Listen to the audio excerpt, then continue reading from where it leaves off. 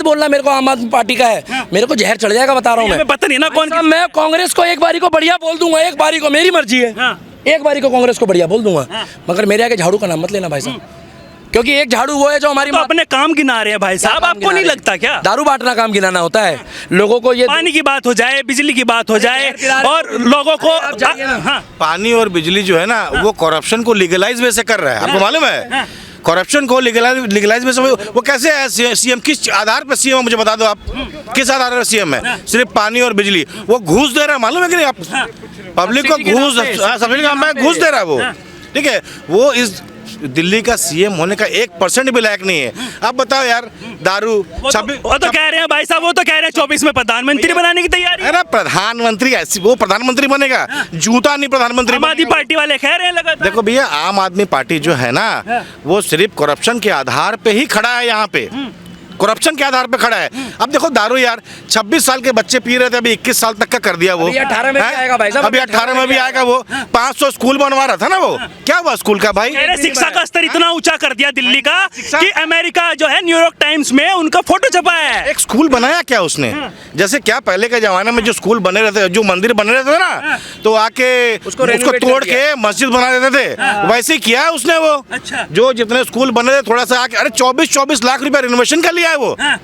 एक छोटे छोटे रिनोवेशन का 24 लाख रुपए उन्होंने बिल बनाया। अब देखो ना, केजरीवाल जैसा आदमी इस मौका परस्त, मालूम है ना, एक नंबर का मौका परस्त। अन्ना हजारे को के यहाँ पे कंधे पे खड़ा होके वो आगे आया, आज अन्ना हजारे को पूछ रहा है। अब कुमार विश्वास को देखो, कुमार विश्वास को उसने ये बोला था कि भैया तुम मेरे साथ आ जा, दिल्ली देख मैं पंजाब देख लेता हूँ। कुमार विश्वास का स्टेटमेंट है ये। तो किस आधार पे उस बंदे को आप, ना उसका कोई विवेक है। अभी देखो हम बोलता है भाई मैं नहीं लूंगा वो तो ये कह रहे हैं कि लगातार हमारी सरकार आ रही है, पहले हम गठबंधन के साथ आए थे, फिर पूर्ण बहुमत के साथ आए थे, फिर हम अब पंजाब में भी आ गए, अब गुजरात की भी बारी है। भैया ऐसा है, देखो हर जगह के लोग ना उसके लालच में जाने वाले नहीं है ना। बहुत गैरतमंद लोग हैं इस देश में। चलो यहाँ पे उन्होंने बिजली और पानी तो दिल्ली में दे दिया, लोग एक बार समझ गए। पत्थर भी खा रहे हैं अभी वो, ठीक है? तो अभी इस समय में उस बंदे को अगले आने वाले इलेक्शंस में कुछ भी नहीं मिलेंगे साहब। उसके अभी 40 के 40 मंत्री अंदर जाने वाले, आप देख लो यार, करप्शन का यहाँ तक वो पूरा करप्शन में बंधा हुआ है। मनीष सिसोदिया डिप्टी सीएम तो ये कह रहे हैं कि कार्रवाई हो गई, कुछ नहीं मिला और ना मिलेगा। देखो मनीष सिसोदिया जो है ना, अभी मैं आपको बता रहा हूं, मैं तो यहीं पे बैठा हूँ, लुकआउट नोटिस की क्या जरूरत है? वो जो 3 कंपनियां हैं जिसको उन्होंने 114 करोड़ रुपया सब्सिडी छोड़ दी। अब मनीष सिसोदिया से पूछो कि 114 करोड़ रुपया क्यों छोड़ी, ठीक है? किस आधार पर 114 करोड़ रुपए? क्या वो बिल पेश किया सदन में? क्या वो उपराज्यपाल के पास में बिल पेश किया? 114 करोड़ रुपया क्यों छोड़ दिया वो भाई वो है? आज एक सवाल पूछो भाई, 21 जुलाई को केजरीवाल बाहर क्यों जा रहा था? किस लिए उसको रोका गया? उपराज्यपाल ने उसको क्यों रोका? नहीं, उसके पास निमंत्रण नहीं था भाई साहब। उसके बारे में मैं बताऊं, ये जा रहे थे कि मेयर की मीटिंग थी, उस मेयर की मीटिंग में पूरे वर्ल्ड के जितने भी मेयर थे हर देश के, उन मेयरों को बुलाया जा रहा था कि आपके देश में क्या माहौल चल रहा है, क्या स्थिति चल रही है और आपका कामकाज कैसा चल रहा है। ये जा रहे थे वहां पर बेगानी शादी में केजरीवाल दीवाना।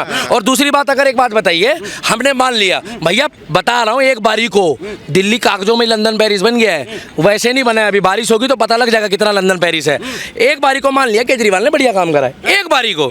तो मुझे एक बात बताइए, जैसे कश्मीर फाइल यूट्यूब में देखनी थी भाई साहब, आपका विकास भी यूट्यूब में देख लेंगे, दिक्कत क्या है? मगर आप श्रीलंका जाकर, वहाँ कौन श्रीलंका निकल गया मुंह से, ये इनका जहाँ नाम लोगे ना भाई साहब, वो देश बर्बाद हो जाएगा। ये जाकर वहाँ पर सिंगापुर जाकर किस मुंह से जाते? इन्होंने सिंगापुर में 2 साल पहले कोविड में भी अपनी बेइज्जती कराई है। इन्होंने बोला कि एक सिंगापुर से ऐसा वेरिएंट आ रहा है जो पूरे वर्ल्ड में घूम रहा है। आपको मालूम भाई साहब, इसने माफी मांगी है बाद में। श्रीलंकन गवर्नमेंट, इसने श्रीलंका बार बोल रहा है, देखो सिंगापुर गवर्नमेंट ने बोला कि आपके यहाँ का मुख्यमंत्री दिल्ली का, एक जो वर्ल्ड लेवल का जो एक देश है, क्या कहते हैं आपका सिंगापुर, उसके लिए एक अफवाह फैला रहा है, इसको बोलो अपोलोजाइज करे। फिर यहाँ के एम्बेसी ने संज्ञान लिया और संज्ञान लेने के बाद कह रहा है कौन फिरकी ले रहा है, मेरे मुंह से निकल गया। ऐसा बात, इतनी बड़ी बात कह रहे हैं, वो कह रहे हैं कि हम कट्टर ईमानदार हैं। कौन कह रहे हैं? केजरीवाल। आपने देखा है? आपने देखा उनको तो कह रहे हैं, अरे जो गुरु का सगा नहीं है भाई साहब, सुनिए, जो गुरु का सगा नहीं है, मेरी बात सुनिए। जो एक अच्छा इंसान हमें कपिल मिश्रा या कुमार विश्वास या योगेंद्र यादव या प्रशांत भूषण खाने को नहीं देता, हमें शीला दीक्षित खाने को नहीं देती है। हम अपने बलबूते में कमाते हैं और खाते हैं, तिरंगा लगा के घूमते हैं चौड़े होके, चाहे 15 अगस्त हो, चाहे 26 जनवरी हो, चाहे 2 अक्टूबर हो, हम 12 महीने लगाते हैं। हम किसी के बाप का दिया नहीं खाते हैं। मगर जो राष्ट्र के लिए बात करेगा, जो देश के विकास के लिए बात करेगा, जो माताओं बहनों के लिए बात कर तो रही है, मेक इन इंडिया को नंबर 1 बनाने की बात कर तो रहे ये हैं। कौन होता है मेक इन इंडिया? भारत सरकार के दायरे में आता है। मेक इन इंडिया भारत सरकार के दायरे में आता है। ये पता कौन है? ये वो बंदा है कि जब विकास होता है तो ये कहता है मैंने कराया है। आपको मालूम है प्रगति मैदान के पास अभी एक अंडरपास बना है, बड़ा बेहतरीन अंडरपास बना है भाई साहब। 2-4 दिन बाद गलती से अगर वहां पर पानी भर जाता, अभी तक तो भरा नहीं है, तो वहां का मोदी जी ने रिबन काटा है। देखिए सीधी सी बात है, जो भारत सरकार का डिपार्टमेंट काम करेगा उसको भारत सरकार ही काटेगा। तो भारत सरकार के डिपार्टमेंट में मोदी जी ने वहां जाके रिबन काटा। भाई साहब अभी तक वहां की वीडियोग्राफी करके नहीं दिखाना चाहता ये, पहली बात। दूसरी बात ये है कि जब यूक्रेन से, भाई साहब ये मुद्दा जरूर चलाना, यूक्रेन से जब हमारे 30,000 लोग वापस आए वहां से, इसने एक बार भी उनको बधाई दी, एयरपोर्ट में लेने भेजा, क्योंकि ये टोटल राजनीति कर रहा है। अगर इसके मन में इंसानियत होती ना, ईमानदारी होती, तो ये कहते हैं आइए आपका स्वागत है। मगर यहाँ एक लड़की जो दिल्ली की gold medal, silver medal, bronze medal जीत कर आती है, तो ये कहते हैं वो दिल्ली की बेटी है। अरे केजरीवाल जी कुछ तो शर्म करो, वो दिल्ली की बेटी नहीं है, वो भारत की बेटी है। उत्तर प्रदेश सरकार कब कहती है ये उत्तर प्रदेश की बेटी है? उत्तर प्रदेश सरकार कभी नहीं कहेगी, बिहार सरकार कभी नहीं कहेगी, और राज्यों में अगर किसी और की भी सरकार है बीजेपी के अलावा तो भी नहीं कहते। क्योंकि जब कोई भारत का प्रतिनिधित्व रखता है ना और जाके तिरंगा लहराता है और वहाँ राष्ट्रीय गान बजता है, तो वो उस राज्य का नहीं होता है, वो उस देश का होता है। इन्होंने खुद बांटा है, और इसके लिए मेरी बहन है दिव्या काकरन, उन्होंने इनको भरी सभा में बेइज्जत करा था कि हम आपको फ़ोन करते हैं स्पोर्ट्स कोटे के लिए, खेल मंत्रालय के लिए, हमें कुछ परेशानियाँ आ रही है, और आप लोग नंबर देने के बाद इतने नकली आदमी, आप तो हमारा फ़ोन भी उठाना बंद कर देते हो। केजरीवाल जी का मुंह इतना बड़ा हो गया, जैसे ये वहाँ पर बैठे थे ना, क्या कहते हैं, भगवंत मान की शादी में गुरुद्वारे में बैठे हुए थे। ठीक है, वो उनका पर्सनल मैटर है, वहाँ विकास हो गया, 2 शादी कर ली उन्होंने, मुझे कोई मतलब नहीं है। तो ये साइड में बैठे थे, इनका मुंह देखा था तो ऐसा था जैसे वो फूफा नाराज हो जाता है ना शादी में, ऐसा मुंह था इनका। ये किलस रहे थे कि भैया देखो मेरा तो विकास हुआ नहीं है, ये बाद में आया है और इसने विकास कर लिया। ठीक है, उसकी पर्सनल लाइफ है, उसने कर ली तो कर ली। तो ये वो लोग हैं भाई साहब, ये भ्रष्टाचार के खिलाफ आए थे। इन्होंने कहा यार भ्रष्टाचार में जितना मजा है उतना मजा तो किसी चीज़ में नहीं है। और सच्चाई बता रहा हूँ, अगर आपके अंदर जिगरा हो तो ये खबर चला देना। इन्होंने खुद बोला था कि इस सीट में बैठने के बाद कहीं ऐसा ना हो कोई ऐसा विकल्प निकले। भाई साहब कहा था, आप गौर करना, यूट्यूब में है वीडियो, कोई ऐसा विकल्प निकले कि जो भ्रष्टाचार खिलाफ नीतियों की बात करता करता भ्रष्टाचार में लिप्त हो जाए और इस कुर्सी के जैसे ही बन जाए। आज शीला दीक्षित की आत्मा रोती होगी भाई साहब, ये 4-5 मुद्दे लेके बैठा था। अगर वो 4-5 मुद्दे मान जाती ना, तो चाहे दिल्ली में कांग्रेस की सरकार होती, चाहे बीजेपी की होती, हमको ये खुजलीवाल झेलना नहीं पड़ता। आज दिल्ली में जगह जगह आप जाके देखोगे ना भाई साहब, तो जुलूसों में लोगों को डर लग रहा है, क्योंकि इसने अपने बंदे छोड़ रखे हैं। अभी तक तो इसका ताहिर हुसैन था नेता, और जैसे ही वो पकड़ा गया तो ये कह रहा है उसका आपसी मैटर है। अभी तक तो वो था पुष्पराज, देखे थे कोर्ट के बाहर कैसे छोड़ा हो रहा था। अगर वो अपराधी नहीं था तो कोर्ट के आगे खड़ा होकर ऐसे करेगा। और भाई साहब दिल्ली पुलिस सच्ची में टेढ़ा कर करके निकाल रही है लोगों को तिहाड़ से। दिल्ली पुलिस कहती है केजरीवाल दे दो, केजरीवाल कहता है मुझे दिल्ली पुलिस दे दो। भाई साहब कोनो फिरकी ले रहा है। अभी कुछ दिन रुक जाइए, केजरीवाल दिल्ली पुलिस के पास जाएगा। मुझे भी विशेष सूत्रों के हवाले से खबर मिली है, क्योंकि इन लोगों के भी विशेष सूत्र है ना, वैसे ही मेरे भी विशेष सूत्र घूम रहे हैं भारत में। सीधी सी बात है, उसका नाम अंसार था जो जहांगीरपुरी में पकड़ा गया है। 1 से लाख तक दिल्ली की जनता इसको दोबारा नहीं चुनेगी, और चुनेगी एक बार। दिल्ली की जनता अगर दोबारा केजरीवाल को चुनेगी 2 बार, और चुनेगी तो 3 बार। मेरे बाप का क्या जा रहा है बात, चुन लो, बाद में पत्थर तो तुम ही लोग खाओगे। उत्तर प्रदेश वाले तो मौज ले रहे हैं भाई साहब, बुलडोजर के मजे ले रहे हैं। वहाँ हिंदू भी खुश, मुसलमान भी खुश, सिख भी खुश, ईसाई भी खुश, चौड़े होके घूमते हैं। मगर यहाँ लोगों के अंदर खौफ नहीं है भाई साहब इसका, क्योंकि बिजली पानी माफ और दिल्ली दारू पी के साफ। लगे रहो केजरीवाल। क्या लगे रहो? कौन कह रहा भाई साहब लगे रहो? इतनी गलत फीलिंग से बोलते हैं ये लगे रहो केजरीवाल। जगह जगह ये ऐड देते हैं, इनका पैसा घर का है। ये पैसा कहाँ से लाते हैं ऐड का? लगातार वो तो कह रहे हैं ना कि विकास कर रहे हैं, और विकास से विपक्षी पार्टियों को दिक्कत भी आ रही है। माताओं बहनों को लेकर काम कर रहे हैं, महिला सशक्तिकरण के लिए काम कर रहे हैं, और भी बहुत सारे ऐसे मुद्दे हैं जिन पर काम कर रहे हैं। मोदी जी के साथ खड़े हों ये बेटी बचाओ बेटी पढ़ाओ की मुहिम में, क्यों नहीं खड़े होते ये? यहाँ पर एक वो आयुष्मान भारत योजना है जिसमें दवाइयाँ बट रही है, उसके चक्कर में भी बहुत कलेश हुआ था। बाद में वो दवाई दुकानें खुल गई है। और एक भारत सरकार की वो स्वास्थ्य योजना है जिसमें 5 लाख रुपए का कार्ड बनता है, आयुष्मान मतलब एक स्वास्थ्य सुविधा का, वो हर राज्य में लागू है। दिल्ली में क्यों नहीं लागू करते ये? मैं बताऊं क्यों। इनका हर जगह इश्तेहार आता है, नमस्कार मैं अरविंद केजरीवाल, कैसे आप? अखबार खोलो तो अरविंद केजरीवाल। भाई साहब जहां भी आप चले जाओगे, बस से उतरो तो अरविंद केजरीवाल, मेट्रो खोलो तो अरविंद केजरीवाल, लैट्रिन बाथरूम तक करोगे ना आप, और अगर आपका मूड बढ़िया होगा तो मैं आपको कह रहा हूँ आपका टट्टी पेशाब भी रुकवा देगा ये। पता क्यों? सामने इसकी फोटो होती है भाई साहब, लोगों को लैट्रिन भी नहीं आती है, लोग कहते हैं मूड खराब हो गया। भाई साहब इसने कहीं नहीं छोड़ा है। और मैं एक बात बताऊँ भाई साहब, और अगर गुरु के सगे हो, एक बार इस बंदे को जाकर जाकर अन्ना हजारे का हालचाल पूछना चाहिए। आज वो बेचारा बूढ़ा आदमी बीमार है, ये उसी के चक्कर में बना है और आज इसने अन्ना हजारे का बाइकआउट कर दिया। भाई साहब हमने चड्डा का तो बाइकआउट कर दिया है, चड्डा फ्लॉप हो गई है। रहा सवाल बांग्लादेश, पाकिस्तान, अफगानिस्तान या जो मुस्लिम कंट्री वहाँ चल रहा है, मगर हमारे हिंदुस्तान में हिंदुस्तानियों ने बाइकआउट कर दिया है, बाइकआउट कर दिया है। और दूसरी बात यह है कि इनका कोनो फिरकी ले रहा है और इन्होंने सच बताऊं अन्ना हजारे का बाइकआउट कर दिया भाई साहब, क्योंकि अन्ना हजारे को साथ लेके चलते ना, सच्चाई बता रहा हूं, आज ये कुछ काम करते, मगर इन्होंने रातों रात अपने यार दोस्त बचपन के भाई साहब बहुत गलत करके उनके साथ कर करके भगाया है। मेरे को भी बताते हैं वो लोग, उनकी मीटिंगों में भी मैं सभाओं में जाता हूँ। 1 मिनट लूँगा बस। और पत्रकार महोदय, बात सीरियस है।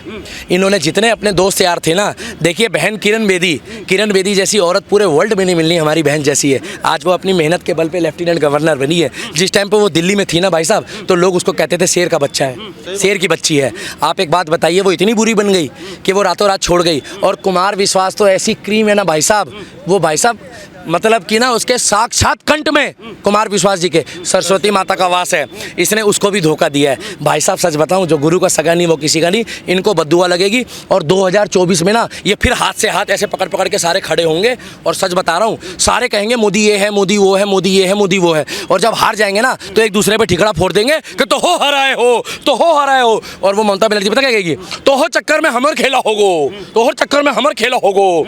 तो ये कुछ नहीं होना, आएगा मोदी, 1 से लाख तक लिखवा लो।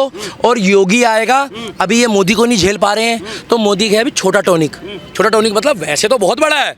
और जो ब्रह्मास्त्र है ना, कतई जहर, वो बाबा है। 24 या 29 में ना मैं भविष्यवाणी कर रहा हूँ, इनका तो सपना साफ होगा। 29 राज्यों में बीजेपी भी आएगी, लिख के ले लो बारी बारी से। और कोई फिरकी नहीं लेगा, अपनी इच्छा से आएगी राष्ट्रवाद के मुद्दे में, चाहे हिंदू हो, चाहे मुस्लिम हो, चाहे सिख हो, चाहे ईसाई हो। मगर 2029 में या 2024 में योगी देश का प्रधानमंत्री बनेगा और लाल किले में खड़ा होकर कहेगा, मैं ईश्वर की शपथ लेता हूँ और गौ माता की कसम खाता हूँ कि मैं देश में शांति का माहौल बनाए रखूंगा। वो पहला बंदा होगा जो गौ माता की भी कसम खाएगा। कौन? योगी आदित्यनाथ उर्फ बुलडोजर बाबा। जय श्री राम, जय हिंद। और लास्ट बार बोल रहा हूँ, अरविंद केजरीवाल जी, अन्ना हजारे का ध्यान लगाइए एक बार, आपको उसकी बद्दुआ लग रही है जब आपके साथ कोनो फिरकी ले रहा है। जय श्री राम। लगातार जिस तरीके से उनकी सरकार बनती जा रही है दिल्ली में, पंजाब में, पंजाब की जो बात मैं अगर आपको बताऊं अभी, तो अभी भगवंत मान का पोजीशन आप जाके देख लीजिए। भगवंत मान जी का आज 2 रुपया का वैल्यू, वो सीएम है भाई, लेकिन पंजाब के अंदर में 2 रुपया का वैल्यू छोड़े नहीं है। आज चड्डा देख रहे हैं ना भाई, राघव चड्डा संभाल रहा पूरा, आप देख लीजिए, जाकर पता कर लीजिए। राघव चड्डा आज के डेट में यूपी पंजाब का सीएम है। और बाकी जितने भी मंत्री, जितने भी आपके विधायक हैं, जो भी विधायक है, आज उनके पास किसी के पास में भी कोई पावर नहीं छोड़ा है उसने। सारा डिसीजन ऊपर में बैठ के राघव चड्डा ही ले रहा है। तो भाई एक बात बताइए मेरे को, सारे जीत के आ गए विधायक आज के डेट में, ठीक है, लेकिन वो लोग जो हैं आज कुछ भी नहीं कर पा रहे हैं। सारा चीज़ अपने हाथ पे रखा हुआ है, जो भी करप्शन कर रहा है ऊपर से यही खुद करवा रहा है, ठीक है। आज मैं ये केजरीवाल जी का जो है ना, इन्होंने जो सिस्टम बना के रखा हुआ है देश में, आपको नहीं लगता जिस तरीके से लगातार जनता इनको जिता रही है, इनको सरकार में दोबारा से ला रही है, आपको नहीं लगता कि कुछ काम किया है या नहीं किया है? देखिए मैं तो आपको उस समय बताया ना कि ये करप्शन के आधार पे ही जीत रहे हैं भाई साहब। आज इन्होंने करप्शन को लीगलाइज करके छोड़ा है। आज वो जो बिजली और पानी मुफ्त दे रहे हैं, ये क्या कर रहे हैं? ये 2 आधार पे ही तो आज सरकार टिकी हुई है दिल्ली में, और कोई आधार तो है नहीं। और कोई आधार है तो बताओ। आज इन्होंने जितने भी वादे किए, वो वादा क्या पूरा कर रहा है? सिर्फ उसने बिजली और पानी घूस में पब्लिक को दिया है और सरकार पे आकर बैठा है, क्योंकि ये खुद ऑफिसर रहा है, ये जानता है कि घूस और ब्राइब किस तरह दिया जाता है ना। अभी आप बताओ मेरे को, इन्होंने जो वादा किया कि भाई मैं 500 स्कूल बना रहा हूँ, कितना स्कूल इन्होंने बनाया? एक भी स्कूल नहीं बनाया इन्होंने। आज जितने भी स्कूल बने हुए थे पुराने काल में, जैसे मस्जिद वगैरह बने रहते, मंदिर बने रहते, पब्लिक आया, मुस्लिम्स आया, उसको मस्जिद बना दिया, उसी प्रकार इन्होंने थोड़ा रिनोवेट कर दिया। रिनोवेट करके जो बिल इसने लिया है भैया, एक मैंने खाली मॉडिफिकेशन का 24 लाख रुपए का बिल दिया एक स्कूल का। इतना होता नहीं है भैया। आज जो ये दारू के काम कर रहे हैं, जो 114 करोड़ रुपए इन्होंने छोड़ा है, माफ किया है ना, 114 करोड़ रुपए 3 कंपनियों का। आप उन कंपनियों के विषय में पता है, वो ब्लैक कह रहे हैं कि हम भ्रष्टाचार में नहीं फंसते, इस वजह से किया है। नहीं भैया, वो तीनों कंपनियां जो हैं वो ब्लैक लिस्टेड कंपनियां थी। वो तीनों ब्लैक लिस्टेड कंपनियों का इन्होंने 114 करोड़ रुपया छोड़ा है। ठीक है, खुद मनीष सिसोदिया जाते थे हैदराबाद, उनके होटल में रहते थे, ठीक है, और उनकी सारी सेवाएं लेते थे।